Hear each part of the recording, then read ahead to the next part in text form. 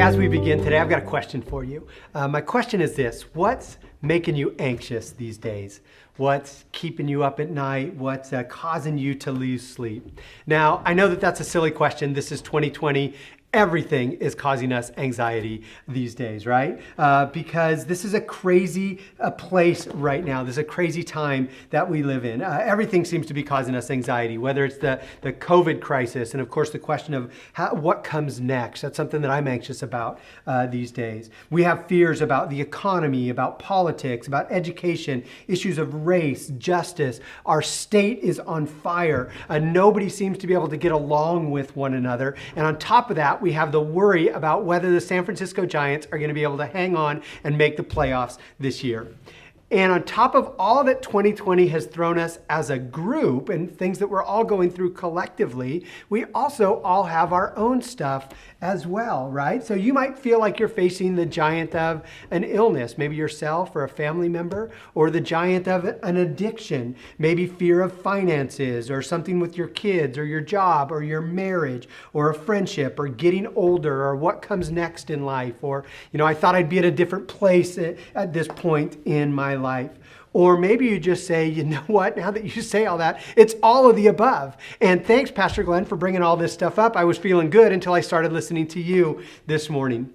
Well, here's the thing. We all know that these things can not only cause us anxiety, but these kind of giant fears can sometimes leave us feeling not only defeated, but even kind of paralyzed in life. And that is not God's heart for you, and that's not God's heart for me. We are not meant to live in bondage to worry and anxiety, or really we're not meant to live, of course, in bondage to any sort of sin.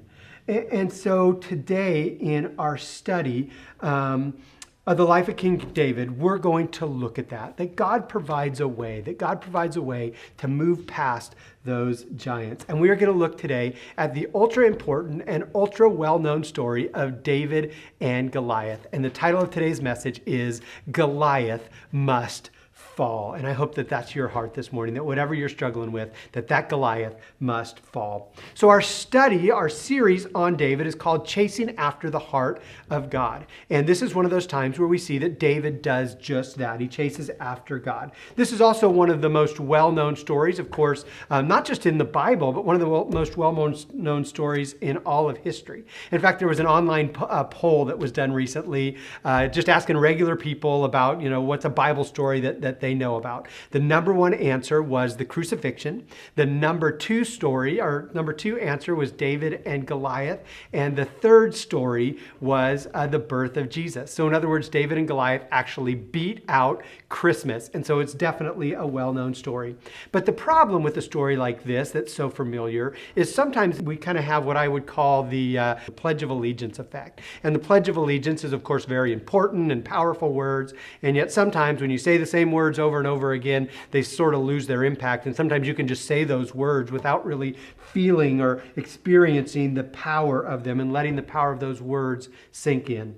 And so what we're going to do today is we're going to dig into some of the powerful words from 1 Samuel chapter 17, which is where we find this story of David and Goliath. But I also think that you might be surprised to find how this story fits into really the overall story of the Bible. And it's actually my prayer today that you might even find yourself in a new way and in some new places in this story as we dig into it together.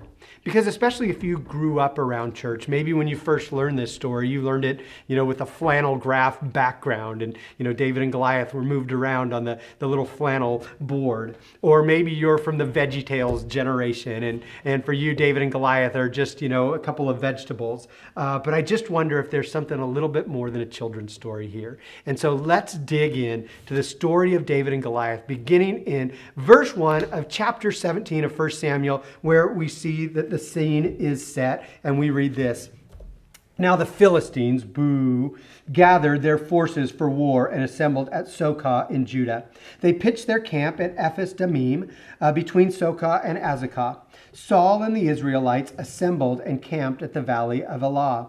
They drew up their battle line to meet the Philistines. The Philistines occupied one hill and the Israelites another, with the valley between them. So right away, we come to one of our first problems with a story like this is all those names don't really mean anything to us, right? So you're reading along, Soka, Azekah, Elah, blah, blah, blah, and it all just, doesn't make a whole lot of sense. But here's what you need to know. I really think that the geography of Israel and that part of Israel is actually remarkably similar to the geography that we have right here in California. So if you zoom in with a Google image here, what you're going to see is along the Mediterranean, you have the coastal plains, which are the fertile ground there along the coastline. Then you have the coastal mountains, just like we have here throughout many places in California. And then inland, you have the inland desert, which is what we call Fresno or something like that. So 3,000 years ago, in the time of David, the powerful Philistines were the people that lived along the coastal plains. The Israelites occupied the less good coastal mountains. But the good thing was, at least there were places to kind of hide there and to find protection. And all along, there were places where the coastal mountains met the coastal plains, and they formed these valleys, like the Valley of Elah, where you could stand on kind of both sides and see what was going on in the middle of it. And it's fascinating, especially for people out there that say the Bible is just a myth or the Bible is just a bunch of made-up stories, that in recent years, archaeologists have actually uncovered some amazing ruins of this Philistine city that we read about, known as Azekah. And what we find is in the archaeology that's come from there is it's just like the Bible describes. It's a place that this powerful tribe of people known as the Philistines lived, and there were many bronze weapons and other technology of the day. And on the other side of this valley, they've uncovered places where the Israelites lived, and just like the Bible says, you see evidence of those places, but without a lot of the weapons and the bronze things that the Philistines had. You can actually learn a little bit more about that in this week's community group video, and it's really interesting. And so that's kind of the battlefield. Next, let's see what we learn about the giant himself. Verse 4 says this: "So there was a champion named Goliath who was from Gath, and he came out of the Philistine camp.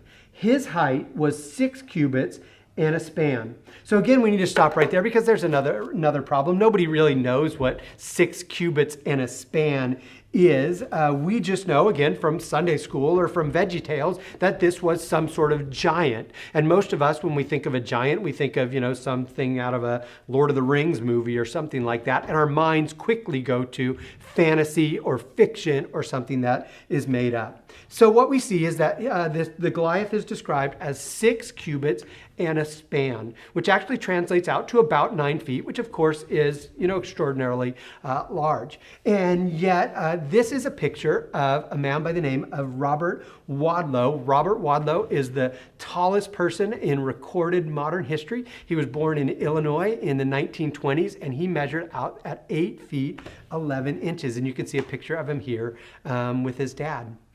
But I also should tell you that this same passage where we see 6 cubits in a span, there's other texts, ancient texts that you see even in like the Greek scriptures that were prevalent around Jesus' time or in the Dead Sea Scrolls, where this phrase is 4 cubits and a span, which still describes a giant of a person, but it's closer to like 7 feet tall or a little over 7 feet tall, which is, the size of an average NBA player or a large NBA player today, like you see here with this picture of Shaquille O'Neal next to Kevin Hart, who is 5 foot 5 inches. And ironically, Kevin Hart at 5 foot 5 inches was around the size of the average person in the time of David's age. But here's something else that you should also see here as we talk about these giants. And you might want to write this down as we think about how this story fits into the whole Bible. And you might want to write this phrase down: there were still giants in the land. And what that means is if you remember the story When Moses leads the people out of slavery in Egypt and towards the promised land, Moses and Joshua get the people right to the edge of the promised land, and they're ready to go in and to chase after God's heart and to live in that land, that good land that God had for them. But the report comes back that there are giants in the land, and the people are so terrified that for 40 years they don't go into the land. Well, finally, they, led by Joshua, chase after God's heart, go into that promised land and begin to occupy the good land that God has for them. But as you read through the stories of Joshua and other places, we see that they don't completely chase the people out. And so here we are, generations later, and we see that the great-great-grandchildren are still dealing with the same giants, still dealing with the same problems. And if our lives, if Goliath is going to fall, right? If those giants are going to be defeated in our life, there has to be some urgency to really get rid of them once and for all. But here's something else that we should see. Let's talk a little bit about Goliath's weapon. So we know a little bit about the giant, but let's go back to verse 5 where we see this.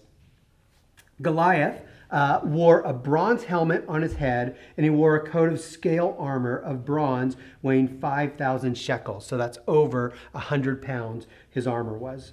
On his legs he wore bronze greaves, and a bronze javelin was slung on his back. His spear shaft was like a weaver's rod, and its iron point weighed 600 shekels, or over 15 pounds, and his shield bearer went ahead of them. And Goliath stood and shouted to the ranks of Israel there. And so we don't have time to get into all of the details of Goliath's weapons, but suffice it to say, this was the best and the most powerful weaponry of the day.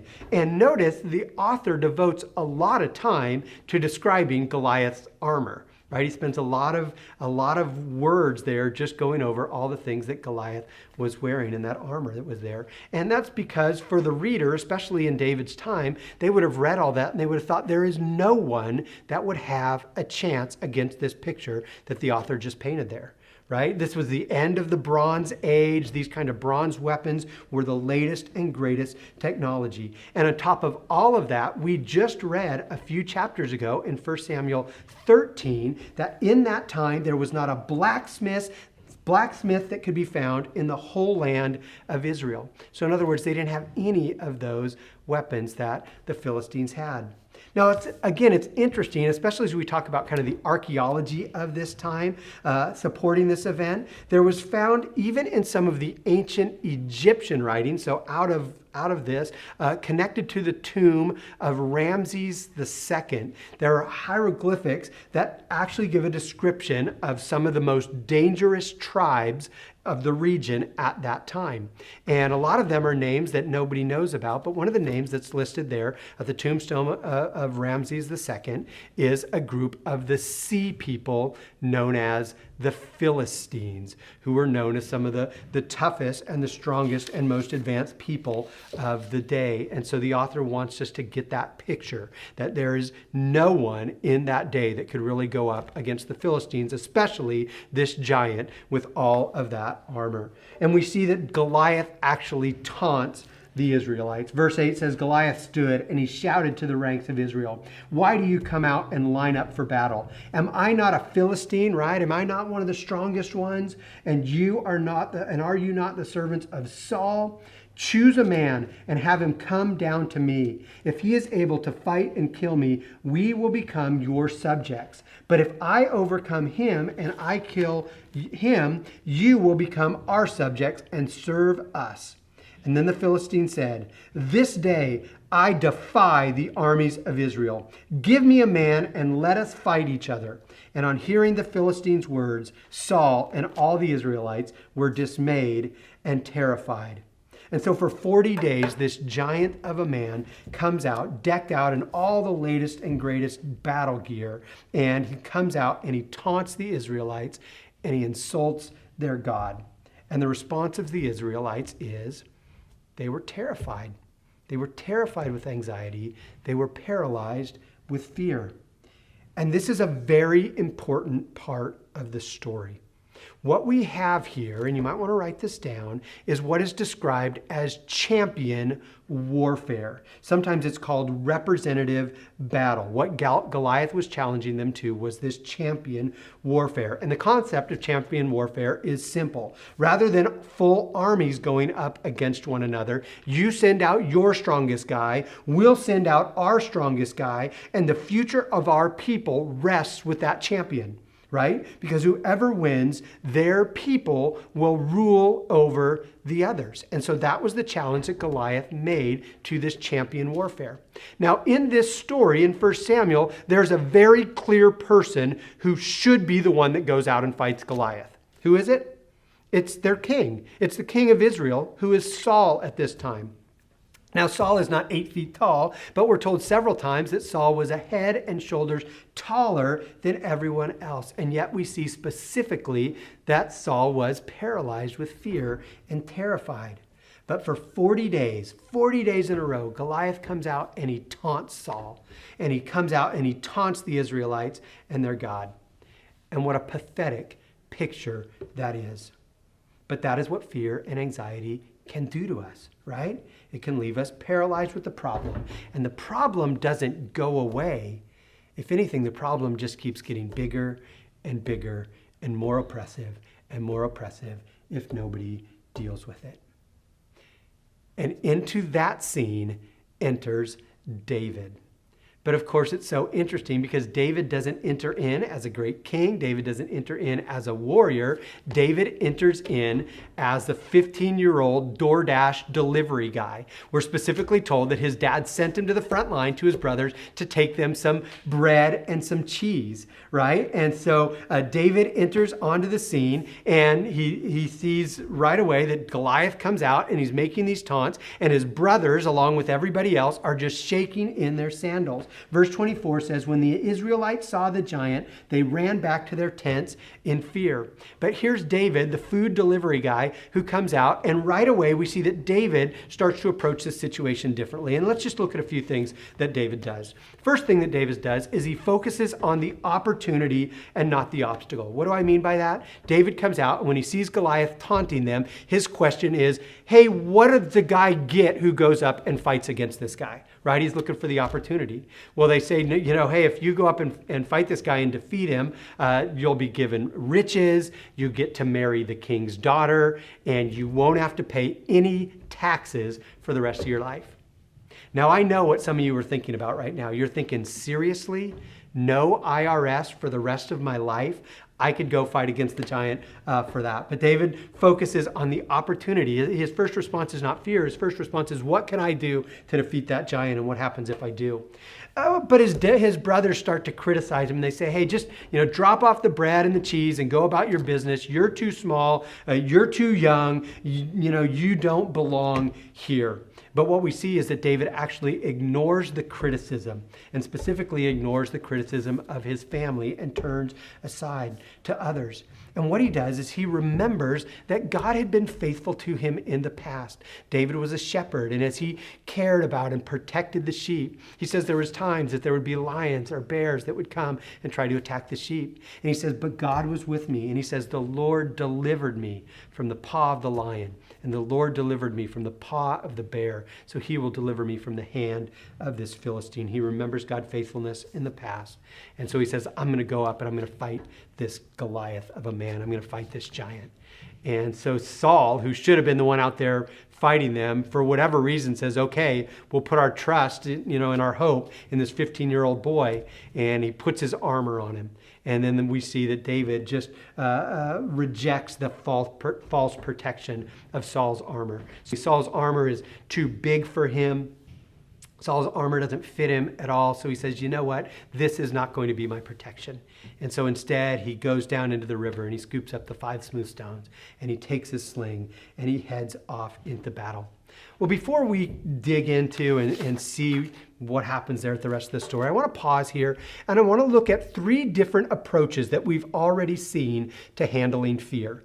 Because again, all of us are going to face challenges in life. All of us are going to face anxieties and fears. The question is not, are we going to face them? The question is, how are we going to deal with them when they come our way? And so I want to look at 3 approaches to fear. And the first one we see is Goliath's approach. And Goliath's approach is bold, bravado, kind of the self-confidence. If there was a phrase that kind of summarized Goliath's approach, it was this: I am the Philistine champion, and you are the servants of Saul. I defy the armies of Israel today.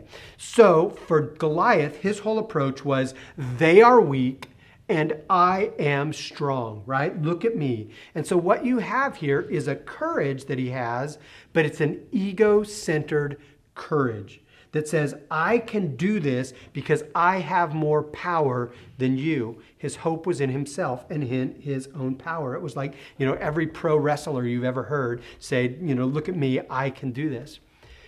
Now, we need to be careful here because a lot of times, even you'll hear preachers kind of say that this is sort of the message of the story of David and Goliath. And kind of the message you should get is, kind of like I think I can, I just need to be brave, I just need to be strong, I just need to believe in myself, and I can go out there and defeat the giants. And that is not the message that we see. That is kind of a Goliath-focused approach where it is ego-centered courage. Well, next we see the approach of Saul. And if there's a phrase that kind of captures Saul's approach, it's this: when Saul and his troops heard the Philistine challenge, they were dismayed and they lost all hope. Because Saul's deal was this: they are strong. Look how big that giant is, and they are strong, and I am weak. Now, on the one hand, this is a realistic approach that Saul has. He identifies that Goliath is strong. But again, his response is an ego-centered, it's all up to me approach. And so when he says they are strong and I am weak, what you see is an ego-centered cowardice, where he says, I do not have the power in and of myself. But what I want us to see is the third approach, which is the approach of David. And David's kind of catchphrase is this: you come with sword and spear and javelin, but I come to you in the name of the Lord whom you have defied. So for David, his response is, I am weak. Yeah, I get that this is a big challenge. He says, and I may be weak, but my God is strong, and God is strong. And so what you have is not an ego-centered approach, but you have a God-centered confidence. And he says, I can do this because I have God's power. And so with trust in God, David steps forward, no armor, just a sling and 5 stones. And let's pick the story back up in verse 45, where it says this: David said to the Philistine, you come against me with sword and spear and javelin, but I come against you in the name of the Lord Almighty, the God of the armies of Israel, whom you have defied.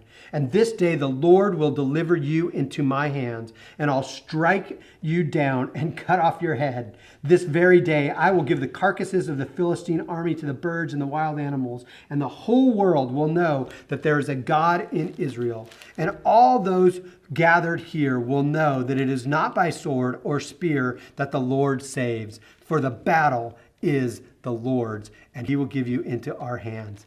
And it's interesting that David's speech there is actually longer than the actual battle. Because again, the author, by showing us there, is pointing to that's where the power of the battle is. It's in that confidence that David has in God.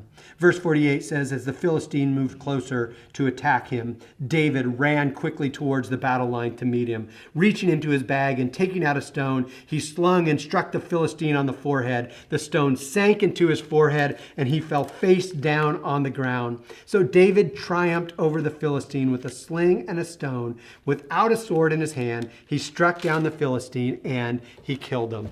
And I can only imagine what the other Israelites who were watching that scene unfold from up there on the mountains. As they were watching, they were maybe looking through their binoculars and they're saying, David, don't do it. David, you are too small. David, you are going to get killed. David, you are going to get us killed. And then when Goliath is down there, David just continues to run towards him. And you wonder if they're thinking, no, David, don't run. It's a trap. You're going to run and he's going to grab you and squeeze your little eyes out of your head.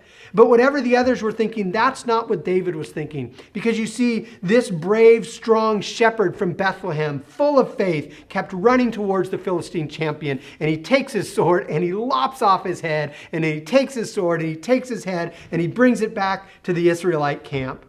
And here's the thing, for most of us, our whole life, we have heard that story, and this is what we have heard. You have to go and be like David. That was the point of the flannel graph story that you heard in Sunday school. That's the point of the VeggieTales video and movie that you watched. If you have courage, if you are strong, if you have faith, then you can conquer the giants in your life as well.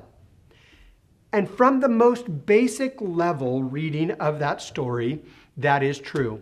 David does give us an example to follow, and it is an example of courage and faith. But can I tell you something else that you've maybe never heard anyone else tell you before? In this story, especially if you look at it, not just in light of this story, but in light of all of Scripture, in this story, you are not David. That's right. You are not David. You are not the giant killer. You are not the one who can save yourself from your problems. You are not the one who can save yourself from the giants. You say, hey, well, it's got to be up to me. If it's not me, then who is it? Who's going to slay those giants and those fears that I face day in and day out? You see, there would come another boy from Bethlehem, the final king in the line of King David. And like David, this king would be full of courage and bravery and faith. And like David, this king would be a giant killer. But unlike David, this King Jesus, the true giant killer, would go to the cross and he would lay down his life as a sacrifice for the sin of mankind. And after 3 days in the tomb, he would rise again to victory. And he would once and for all defeat the most powerful giants of them all, the giant of sin and the giant of death. You see, King Jesus is our champion. King Jesus is the one who we put our hope in. And because of that, because he is our champion, we can live in power and victory because he has won that victory for us. I don't have to slay my giants. He has slayed them on my behalf.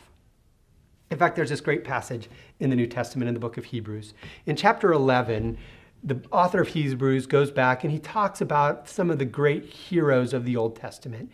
And what he says is you should remember people like this. You should remember Abraham and Moses and Rahab and Gideon and David. And you should remember their faith and you should try to be like them. There is an example for them to follow. So remember them. And that's chapter 11 of Hebrews.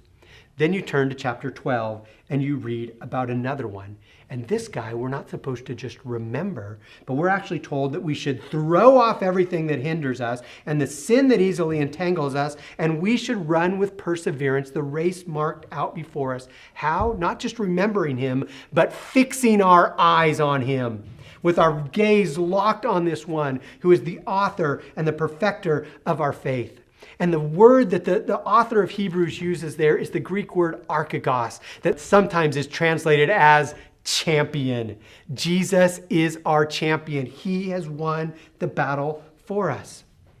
And so I said, there may be some new places that you find yourself in this story, that you don't have to be David, right? I can relate to there's a lot of other places that I can find myself in this story. I know I relate to Saul and the Israelites when they cowered in fear. But you know what? As I read this recently, I saw myself in another character. And I wonder if you might see yourself in this character as well.